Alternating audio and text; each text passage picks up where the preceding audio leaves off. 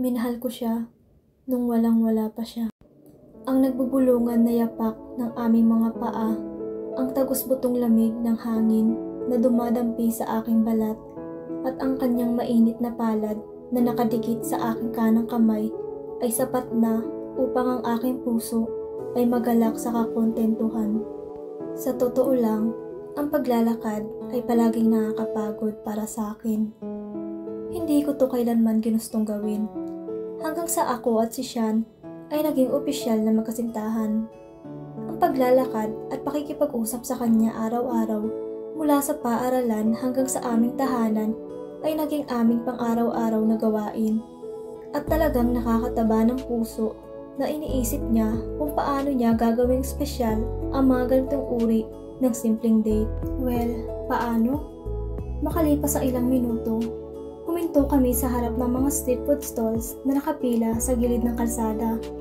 Ang kanyang mga matang kasing itim ng uling ay nakatingin sa mga fishball, barbecue at kwek-kwek na nakadisplay sa bawat stall. Marahan niyang pinisil ang kamay ko at inilipat ang tingin sa akin. "Mahal," tawag niya. "Bilhan kita ng kwek-kwek, gusto mo?" Agad na naglaway ang aking bibig sa kanyang tanong. Bilang isang anak na kilalang business tycoon, hindi kailanman hihindi sa kwek-kwek. Kaya oo, pakiusap. Siya ay napatawa at agad niyang hinila ang aking kamay patungo sa mga stalls. Ang katakam-takam na usok na nagmumula sa pag-ihaw ng mga barbecue ay pumuno sa butas ng aking ilong. At umalingaw-ngaw sa daan ang malalakas na boses ng kwentuhan ng mga nagtitinda. Pagkatapos ay huminto kami sa harap ng isang stall kung saan nakatayo ang isang matandang babae sa tapat, abala sa paglalagay ng orange egg waffles sa loob ng isang plastic cup.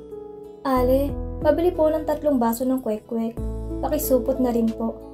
Walang pakialam na sabi niya, na para bang sanay na talaga siyang bumili ng mga ganitong klase ng street food, kung saan totoo naman. Sinabi niya sa akin noon, kadalasan kwek-kwek o barbecue ang bumubuo ng kanilang mga pang-araw-araw na pagkain. Nakita kong kakaiba ito noong una, ngunit nang hinikayat niya akong subukan ang mga ito, napagtanto ko na tama siya. Mas masarap ang lasa at mas nakakabusog kapag kumain ka ng street food na may kasamang kanin.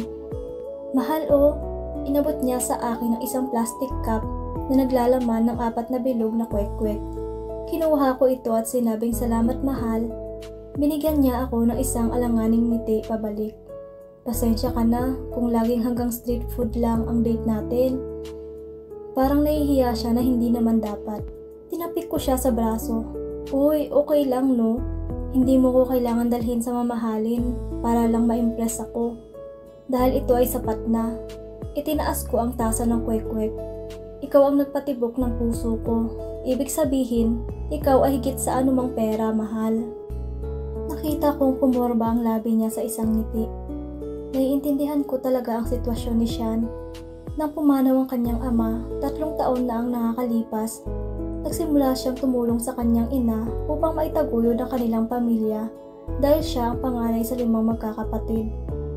Alam ko kung gaano kalaki ang responsibilidad niya noon at hindi ako narito upang maging isa pang pasanin. Ang pag-unawa at pagmamahal sa kanya ay ang kanyang tunay na kailangan. Second anniversary namin noon, kaya napagdesisyonan naming mag-date sa isang mall. Habang naglalakad kami sa section ng mga pangbabae, agad na kumislap ang aking mga mata sa daang-daang nakakasilaw na mga damit sa buong lugar. "Wow!" Bulalas ko sa pagkamangha. "Ang gaganda ng mga damit, mahal. Gusto mo ba?" Naramdaman ko ang paglingkis ng kanyang kamay sa aking buong balikat, sabay sabing, "Pili ka ng damit, mahal. Treat ko." Nang walang pagdadalawang isip, sinimulan kong tignan ang bawat damit na nakasabit sa dingding. Hindi maalis ang mga mata ko sa mga nakakaakit na mga damit, pero hindi nakaligtas sa atensyon ko na makita kong binuksan niya ang wallet niya na naglalaman lang ng isang 50 pesos. Unti-unting kumirot ang puso ko. Aw, my man. At bago pa man niya ako masulyapan, agad na inilipat ko ang aking tingin sa mga damit at pumili ng pinakamaganda. Ito gusto ko, mahal. Ipinakita ko sa kanya ang isang simpleng puting damit na may laylayan sa itaas ng tuhod. Sa tingin mo, bagay sa akin to? Bagay na bagay, pagtatama niya, na siyang nagpakilig sa akin.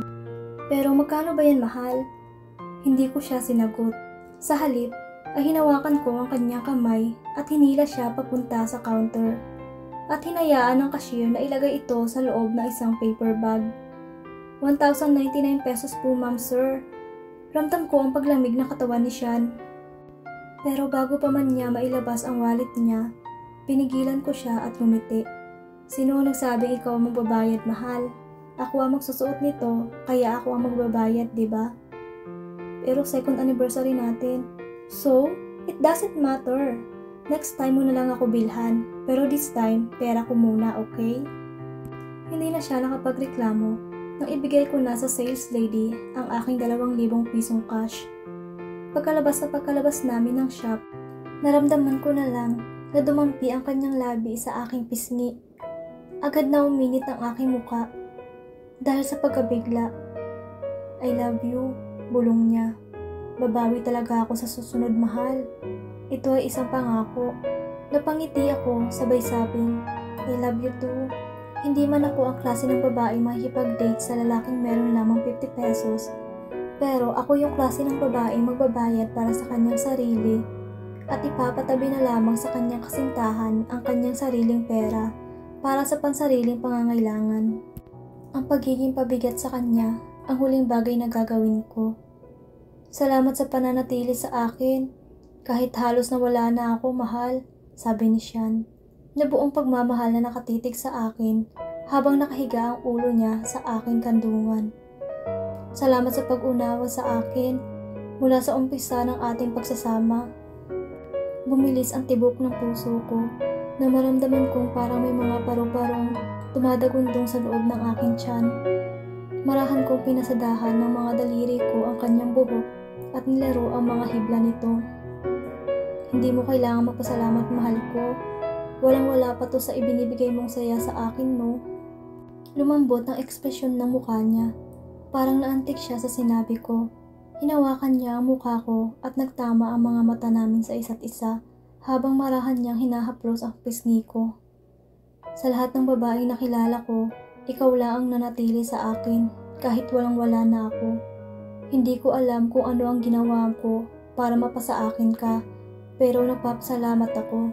Ikaw ang pahinga ko, mahal. Sa'yo ko naramdaman na hindi ako nag-iisa dahil sa bandang huli, mayroon pa rin akong ikaw sa mundong ito.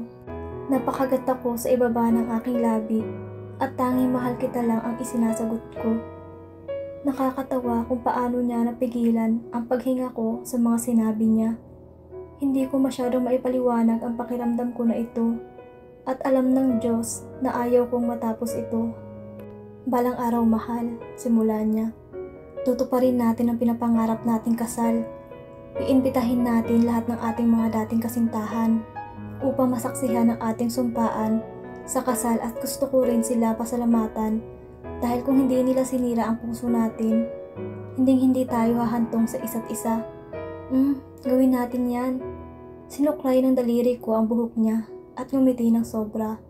Balang araw, mahal. Para sa kayamanan o para sa kahirapan, sa sakit at kalusugan, upang mahalin at pahalagahan hanggang sa kamatayan ay di maghihiwalay. I do, Father. I now pronounce you husband and wife. Napuno ng malakas na palakpakan ang bawat sulok ng simbahan na nagpabalik sa akin mula sa ulirat ng ating mga alaala. Ilang taon nang nakalipas. Iyon lang ang sandaling ibinalik ko ang aking tingin sa altar. Nagbigay sa aking dibdib ng sakit mula sa nakaraan. Si Sean ay talagang isang taong may isang salita. Dahil kung wala siya, wala ako dito. Pinalakpak ang aking mga kamay para sa kanilang dalawa. Masaya ako para sa kanya. Tinupad niya ang kanyang pangako kahit hindi niya tinupad iyon na kasama ako. Ang makita siyang matagumpay, malusog at masaya sa piling ng kanyang bagong kasal na asawa ay parang hudyat para sa wakas ay magpatuloy ako upang tanggapin ang katotohanan na ang layunin ko sa kanyang buhay ay natapos na. Ilang taon na ang nakararaan. Siguro ito ay talagang nakatadhanang mangyari. Siguro ang naging papel ko lang sa buhay niya ay ang mahalin siya nung walang-wala pa siya. Kaya naman nang nasa kanya na ang lahat ay iniwan niya ako.